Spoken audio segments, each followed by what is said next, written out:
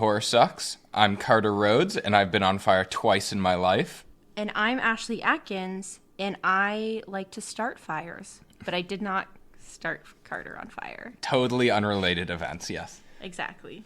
So also, wait, that just makes me sound like a, what's the name pyromaniac. of it? Yeah. We clarified I'm not. it. We clarified it. No one's going to think that. I just enjoy a good bonfire. If you guys think that Ashley set me on fire, please don't, because then she'll set me on fire for the third time. So, today we are reviewing Velvet Buzzsaw, a 2019 movie, Netflix original. Very excited for it. We first watched this, I believe, the same way we watched Hellraiser, which was during the pandemic. We sat outside by a fire, projected it. Yeah, that probably she started. No, you definitely started that one. Just projected it onto my house and then listened to it with the Bluetooth speaker a ways away. So basically we barely heard it, but saw everything. Mm-hmm. And I didn't enjoy it the first time around. So this was exciting, getting to actually... I think I enjoyed it a lot more this time than I did the first time as well. Absolutely, yeah. So why don't we just recap what we do real quick? Yes. I could do that. Mm-hmm. So basically what we're going to do is we're going to review the plot of the movie, give you some high-level summary, and then we're going to give some fun facts, and then break it down in a segment we call The Good, the Bad, and the Spooky, talk about our overall opinions, and then after that we'll give our ratings for the movie, which neither of us know what each other's ratings are, and then we'll bid you adieu. So yeah, this movie is about the LA art scene, and we've got a few main characters. So we've got Morph. He's an art critic, and he opens the movie by going into a gallery where there's a few notable pieces, but nothing interesting happens. And then we have Josephina, who works at the gallery, and she's running late because her boyfriend cheated on her, and she's distraught. Her and Morph end up hooking up, but Josephina finds out her neighbor dies, and he was an artist, Dees. And so she steals all the art, even though in his will he said he wanted all the art destroyed. So she tells Morph about it. Morph is like, this is wonderful. This art is great. Like, we're going to be rich. He's like, I want to start a book. And then Josephina's employer, Redora, finds out and is like, you can't do that. We have a non-compete. We can go into business together. So the art takes the scene by storm. People are loving it. Yada, yada, yada. Next thing you know, people start dying. And we're all like, wait, what? Turns out, yes, the art is killing people. So a few people die, a few dramatic things happen. But Morph, we get more focus on him. He slowly starts to go into mental decline. He's seeing things. He's overwhelming. And he writes a really bad review about the art. So... he's able to figure out that the art is what's doing it. Sorry. So Morph goes into a mental decline. He starts seeing things. So he starts looking more into Dees in his background. And we find out that he wasn't a good guy, and he actually put his own blood into the paintings. And he realizes that the art is what's causing people to die. I don't know if I'd say it's... He says that his spirit is in the paintings and it's killing people. We can discuss that later. So he writes a review saying the art is bad, so people will not have it, so people will stop buying it. And he ends up dying because of the art, and so does everyone who profited from the art. The only non-artist who didn't die was the assistant who didn't make a profit from it. The ending scene is a homeless man selling Dee's art that he found on the street for $5. So it's implied that the cycle doesn't end. Mm-hmm. Okay. So some background? Yes, some fun facts about the movie. So, the film was written and directed by Dan Gilroy, who also directed Nightcrawler, which also starred Jake Gyllenhaal and Gilroy's wife, Renee Russo. So, I heard Nightcrawler's really good. I've heard it's good, and I've also heard it's bad, so... Okay. I don't know. I heard it's definitely better than this movie. I have heard that it is not horror, so there's no need for us to watch it. Anyway, The film stars Renee Russo, who is Dan Gilroy's wife. She was also in Nightcrawler, and you might know her as Thor's mom in the Marvel movies. She plays Redora, the art dealer. Jake Gyllenhaal, who plays Morph Vanderwalt, was in Donnie Darko and Brokeback Mountain. Toni Collette from Hereditary, Knives Out, and Sixth Sense plays Gretchen. And then other characters that we just didn't come around to naming include Tom Sturridge from On the Road, John Malkovich from Being John Malkovich and Of Mice and Men. Being John Malkovich is a great movie. I wish it was horror so we could talk about it. Natalia Dyer, who was Nancy from Stranger Things, and then Daveed Diggs, who was in Hamilton. Oh, I was so happy to see Daveed Diggs. Who is the girl who plays Nancy? Coco. It's hard to tell with the glasses. But The glasses, the hair color, the whole thing, it did not look like her. I'm shook. But the funny thing is, this was well into her Stranger Things career. Oh, yeah. It's weird. I thought this movie was older, but it's really not. Mm-hmm. So, the idea of the film happened when Gilroy was supposed to write a movie called Superman Lives.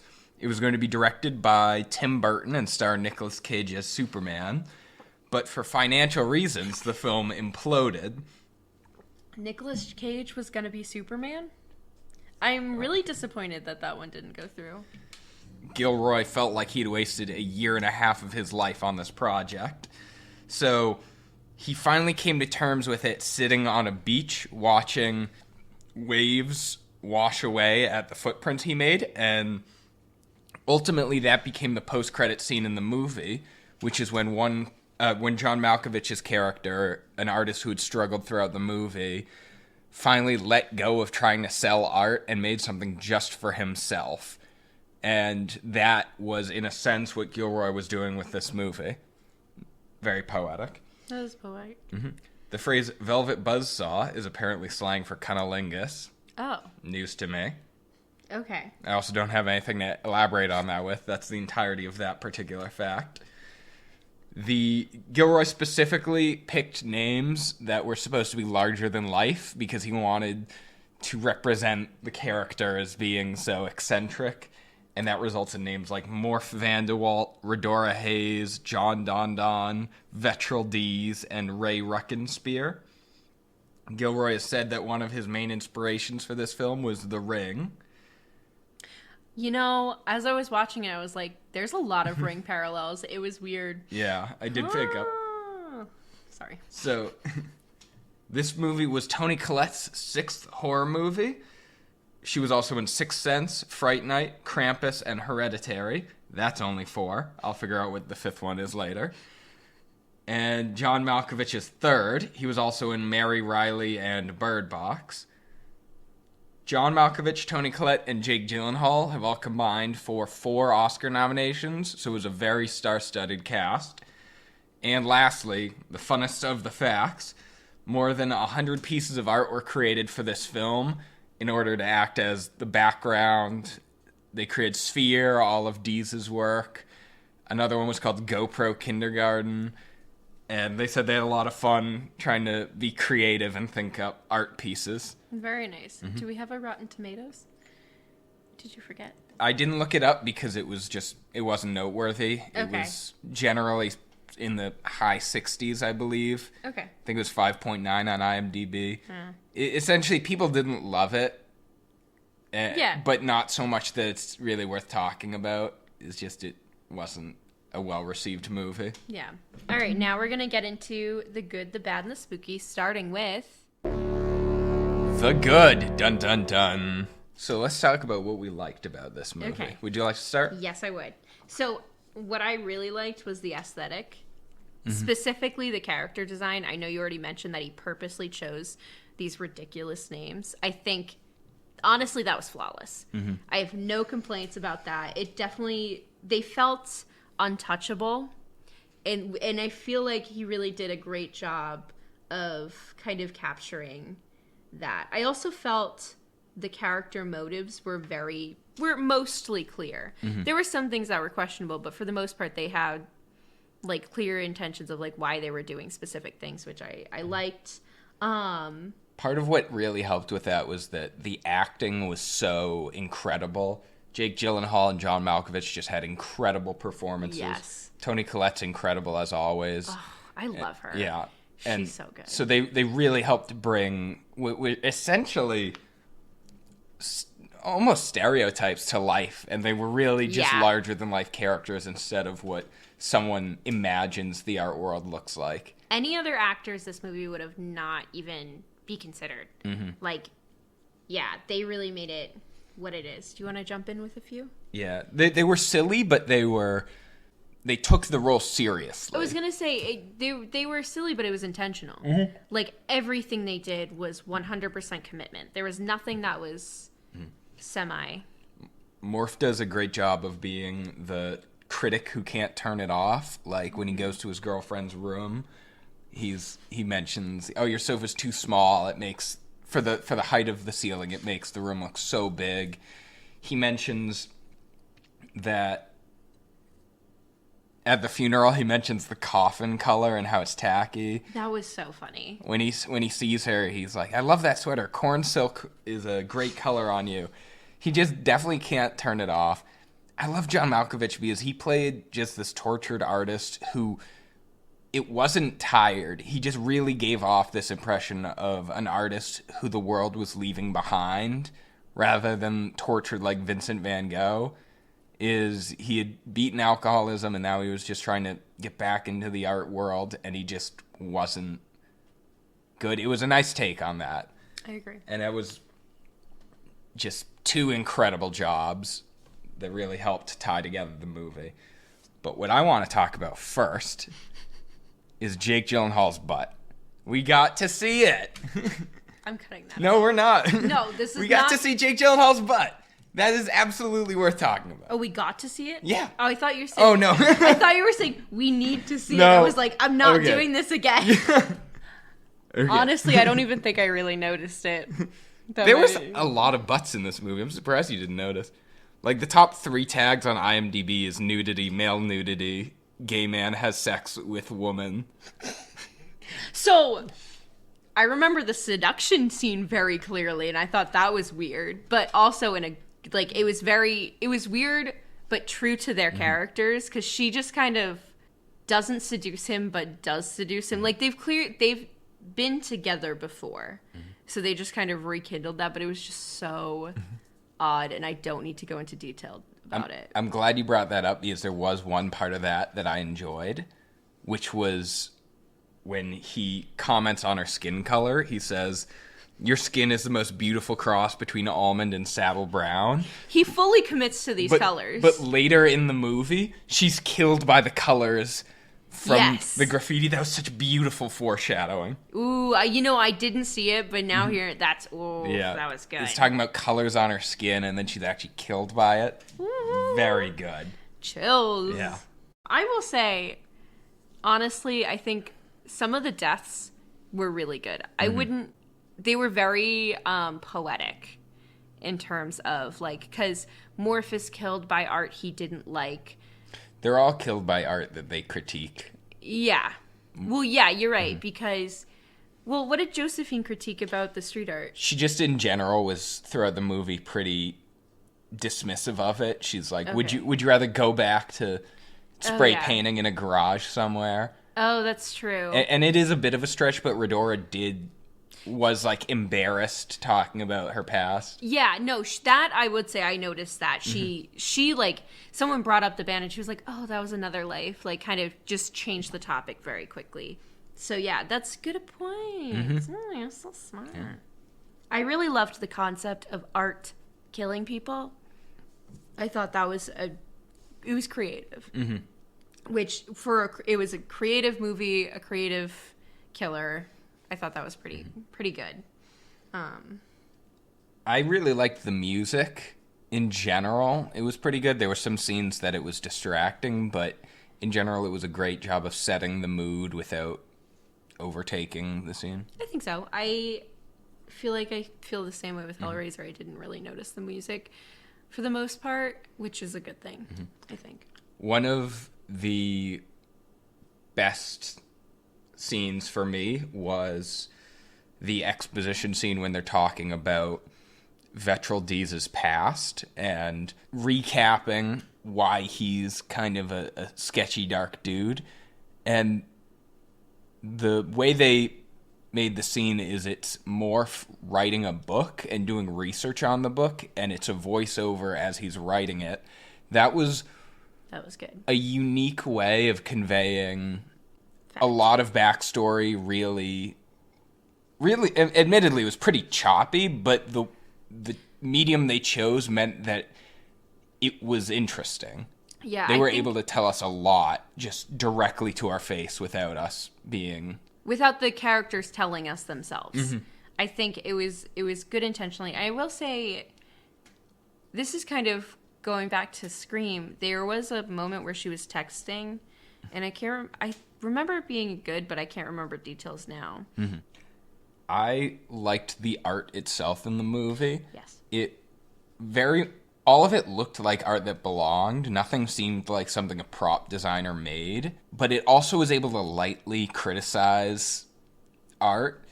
They made it seem silly without being outright making fun of art. I agree.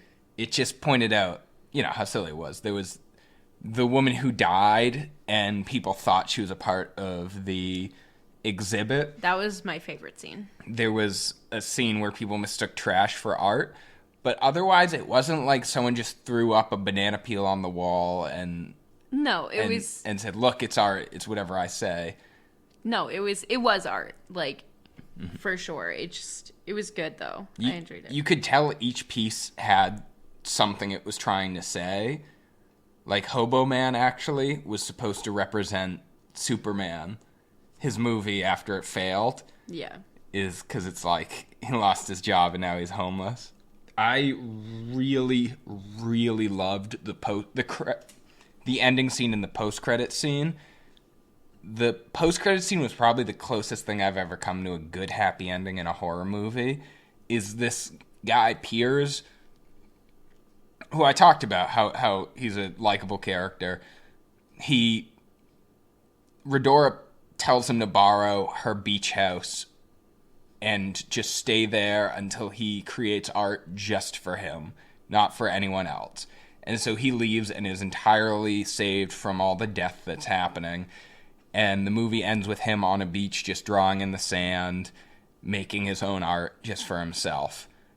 And I thought that was pretty beautiful. Yeah. As someone who struggled creatively, I really related to that. Yeah, it was really nice. One thing that I also really liked was I really liked how all of the characters had very separate lives, and we got to see. I thought it was displayed very well because so all of the characters are interconnected, but for the most part, it wasn't a straight timeline versus you're following one character, but you're getting a lot of hints of other characters that aren't connected to the initial characters. For example, the artist Piers, John. They have small interactions with Morph or Josephine, but they're not constantly talking to them. But we get a full, complete picture of them and what's going on. And I thought that was really cool because it gave a full it truly captured what the art world is like and existing in it. So I thought that was pretty cool. Damersh's art collective was another good example of that. Just a small interaction that hinted at this guy's personal life. He clearly was struggling to reconcile selling his art commercially and doing what he wants to do artistically. And the movie did a great job of showing us little snippets of their lives that made it clear that they were three-dimensional. Yeah. Do you have anything else? I have a couple more things. Go ahead. There's one scene in which Morph is yelling at, I think, Josephina on the phone. He's on the phone with her. He's talking angrily. He sits down in his car. He slams it shut. And then he just starts shouting. And the way that the audio... No, he's on the phone with Gretchen. That's right. So the way the audio gets muffled, though, is it's the exact same volume, but he's able to put so much more anger into it after he gets into his car. That was a really great shot. I loved that. In general, all the shots around Sphere were pretty good because they would pick angles in which characters were reflected in a way that they looked normal but were kind of distorted. Mm-hmm. So you weren't immediately sure that they were a reflection until they kind of moved in an odd way and their arm twisted and you're like, oh, I'm looking at this through the reflection on sphere. It's a giant metal reflective ball with holes in it that you stick your arm into, and it gives you a sense. It does something to your arm, but each hole is different. So every person's perceptive is different. And then lastly, one of the best parts of the movie is when Josephina seduces, or Morph seduces Josephina, however you want to explain that sex scene. It was equal. They met in the middle. She says, there's 2 Tito's in the fridge, and he gets them. I'm a huge Tito's fan. We love Tito's in this house. I have a Tito's sweater and a mini little Tito with its own small sweater that I bring to parties. So I appreciate any mention of Tito's. Oh, that's all you were mentioning? Yeah, no, I just like Tito's. All right, I do have a scene I want to highlight that I liked, and I'm going to highlight it later too, but there's a scene where Morph goes into this soundproof room to review some art, and this is kind of when he peaks insanity-wise. So he's in this soundproof room, and sounds are supposed to be happening, but it's actually echoes of his critiques, as well as some other voices and stuff. But there's this one scene where he's just, like, completely falling apart, and we get, like, this shadowed close-up of his face, where you can just kind of see all of the lines and all of, like, every single crease in his face, but it's lit so perfectly. That was a good shot. Mm-hmm. I really liked that. And that's all I have for good. Now we're going to move on to the bad. So, you want to start us off? I would like to. I'm glad you mentioned that, because I'd like to talk about Morph's kind of hallucinations. Sure. I felt like there was the audience knew right away what was happening, and so the movie's slow, stumbling explanation was useless. We knew it was the paintings, and yeah, I agree with and that. so watching him go crazy meant nothing to us because we knew it was driving him crazy. Yeah. And there was also nothing to establish why he was going crazy and no one else was. So there was another scene where one of the there's a installer that worked at the gallery, and he also died, question mark. He kind of goes missing, but he also had hallucinations, though. Did he? Yes. I know he saw the painting move once, but that was it. Oh, I thought he had full-on hallucinations a little bit. It was just the painting moving like most of the people saw. Okay. So, you could have made the argument that Morph was seeing things because he was a critic. It was his job to look and see what the art is saying, but they didn't build on that. No. And so it was just kind of a lost, like... I think it was just kind of a way to give him some sort of purpose, or some sense of I don't want to say control, but a sense of control in the situation, if that makes sense. Mm-hmm.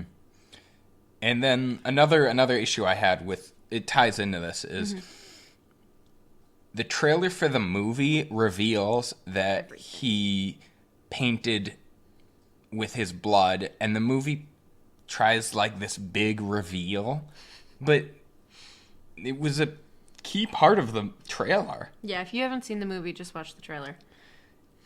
It's just I know the people who direct the movie and the people who make the trailers aren't the same, but that was just terrible. You gotta have some sort of communication there. Yeah, the film really didn't build up to much of anything. The paintings killed people, and then that was it. That was kind of my biggest complaint, is that like there was a lot of suspense, but it didn't go anywhere. Mm-hmm. It built up to nothing. There was no payoff because we had already been revealed what the payoff was. Yeah. And even if it hadn't, I don't know that it would have been better because we knew that the paintings were the problem. Maybe if they had framed it as almost his ghost is haunting these people, it might have been interesting. To be honest, I actually think that's less interesting. Well, I mean, they frame it like that to mislead the audience, and then as the movie goes on, we start to understand it's the painting. Yeah, but at one point, Morph mentions that, like, his spirit is trapped in the painting, and that's what's causing people to die. And that is kind of where I took off. That's when I was like, I'm done. I do think that's stupider than magic painting kills people. Yeah, I think the painting, if they didn't say that, it would have been better. Mm-hmm. That was also one of my bigger complaints, because I thought that was stupid. I think just art that killed people would have been way more interesting, because we understood that it was his spirit without having to say it, or like it hit the evil in his spirit. At least it didn't literally need to be haunted. No, exactly. I didn't want haunted paintings. I just wanted killer art. So Morph, the characters in general are kind of hard to root for at times. Like, Josephina very quickly becomes just cruel and manipulative. Redora has always kind of been a little greedy. But my biggest complaint is that Morph is really a bad critic. Whenever someone asks what he thinks, he always has some witty quip, but he never actually will say, I like this. He's kind of just obsessed with his credibility, and it's only once people are like, I like it, he's like, well, yeah, me too. He's the kind of critic that is afraid to actually say something is bad, which is why I proudly say Sonic 2 is good.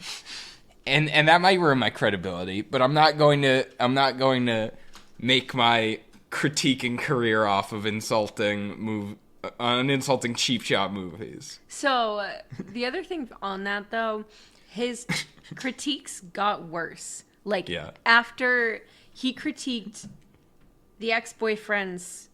What are you laughing? I'm laughing at my own joke because I'm like, I'm not gonna make my career on cheap shotting bad movies.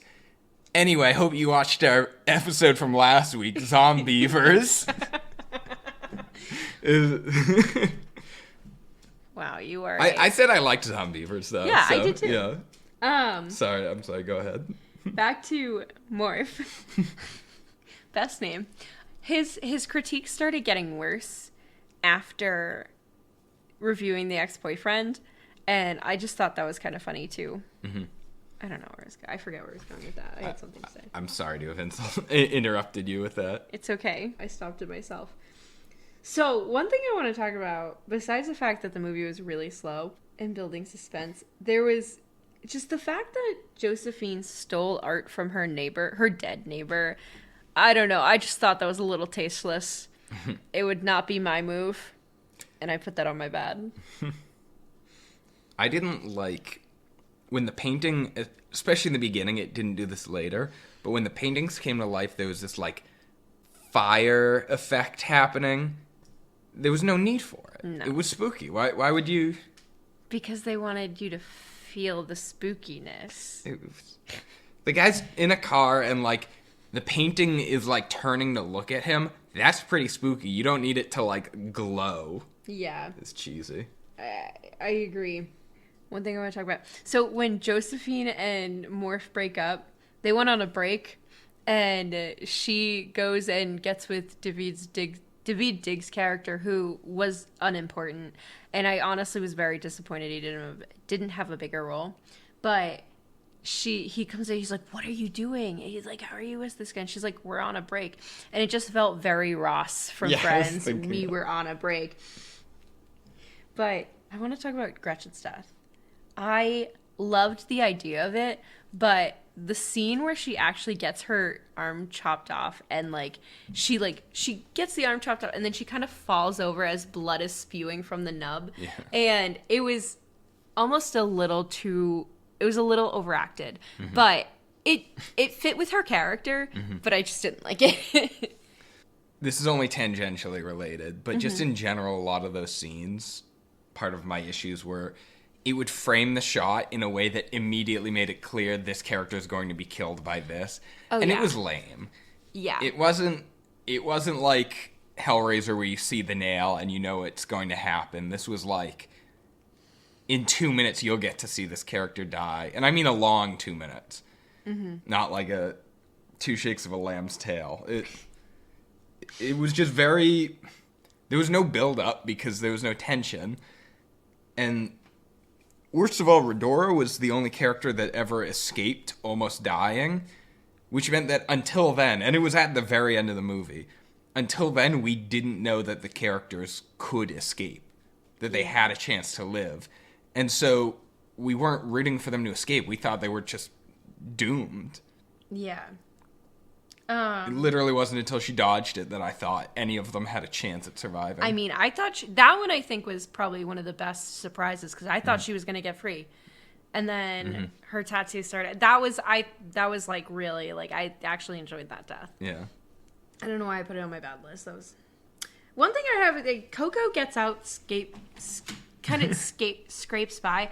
I don't understand why she was never questioned by police. Like, she found two of the bodies, and they didn't see. She went on to work for another. So she was an assistant. She didn't technically find Gretchen's body. That's true. She Yeah, but she was identified also- it as a corpse. Right, but she was also the last person to see her That is true. alive. Yeah. And same thing with one of the other characters that died. I just was surprised that there was no... I mean, I guess it wasn't that important to the movie, but it just made me laugh a little. That's all I have, I think. Same here. Let's talk about the spooky. All right. The spooky. Ooh. Do you want to start us off? Sure. So I thought the concept of art killing people was pretty spooky. I wish they kind of got more into it. I don't know. I think they could have done it better to make it more spooky, but I liked the idea of it, and I thought it could have been spooky. Josephine's death, though, I have that on my was list. incredibly Chilling. spooky. So just to kind of, I know we've already brought it up twice, but Could I try to paint a word picture? yes, please. So Oh, good pun. She I wish that was intentional. She is on her phone and we see the wall behind her. It's graffiti.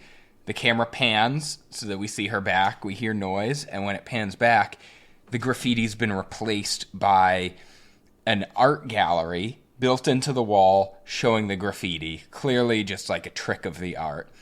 And she goes in because she's immediately drawn to it, which is another of the light criticisms of the movie that I enjoy, is she treated it like nothing until it was in an art gallery, and then she was willing to pay attention to it.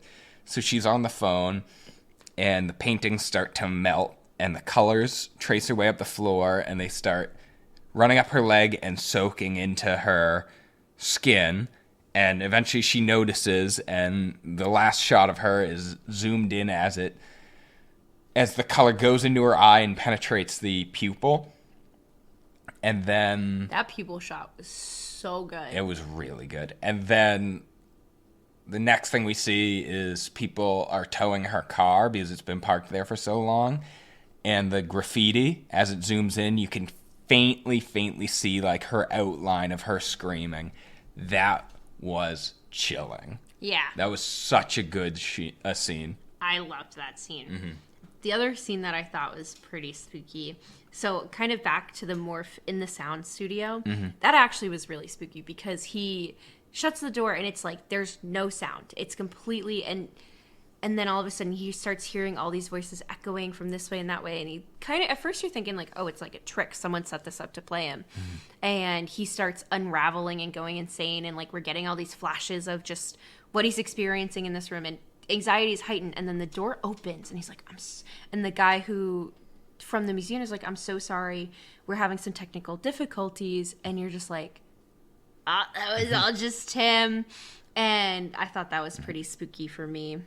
Not to be a hater, but I did. You didn't like the scene, did you? I just thought it was a good idea. I just thought that it didn't do a good enough job. It was too on the nose. It was too clearly in his head.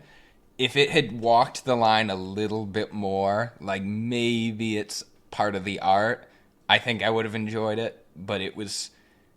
You're right. So they did that deliberately by zooming in on the speakers, and I felt that was a little on the nose. You're right. If but they had been a little bit more subtle, I think I would have liked that scene quite a bit. towards the end, when he falls apart, is when I got the spooky. It definitely wasn't nearly as chilling as Josephine's death, but I thought that was I enjoyed the scene. Mm-hmm. Probably my next favorite shot, aside from Josephine's death, was... By the way, I'm having another Tara moment. I've been calling her Josephine. I've also been doing that. I noticed it earlier when you called her Josephina, and I said, I think I called her Josephine. You do it every episode. So you also did it in the last one, too. Yeah, no, I pronounce things so poorly. Well, we all screwed up Kirsty's name. You screwed up Kirsty's No. I will You post... just screwed up Kirsty's name. I said her name right then. No, you said Kirsty. It's Kirsty. Oh, whatever. I'm gonna post the uncut footage of you messing up her name, because I have it. Anyway. Anyway. Listen, it was after you messed it up, and that's all that matters. Yeah. Anyway, I'm so bad with names that I make other people bad with names. So, my next favorite shot was Josephina when she discovers Vetraldiz's body. She's walking into her apartment. She sees a cane on the ground, and she looks up, and she just sees someone's arm. And the camera zooms out, and the arm slowly becomes like a corpse. And I really liked that really sudden acceleration from, oh, this can't be good. There's a cane here. He must need it. Like, uh-oh. He must have fallen. He's dead. Yeah, I liked that too. Do you have anything else? I thought Dee's putting his blood in the painting was a little cheesy, but also I thought it fit really well with the aesthetic of the movie, and I think it heightened the spooky factor. I think that was ruined by saying his spirit is in this painting. If they didn't say his spirit was in the painting blatantly, his blood being in the painting would have done the trick. Mm-hmm. I think it was a little over-explained there. Agreed.